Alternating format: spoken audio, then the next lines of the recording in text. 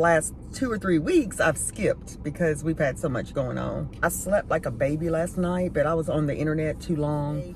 I just pulled up at the gym. I'm gonna get in here and get it going. I slept like a baby last night, but I was on the internet too long. My husband's on his way here, so it's our regular routine, y'all. For the last 2 or 3 weeks, I've skipped because we've had so much going on. Who is that? Is that my girl going in?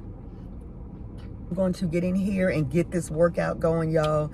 As y'all remember, I am not the one to bring cameras in a gym and setting up stuff. I don't want to be a distraction. Other than that, we have dinner tonight at Eddie B's with my brother-in-law and his wife.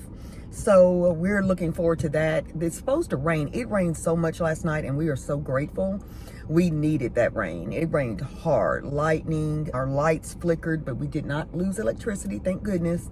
So it looks like it could rain today, but all weekend it's supposed to rain, but I am just praying that it holds off for tonight because we have to park and walk downtown to this restaurant.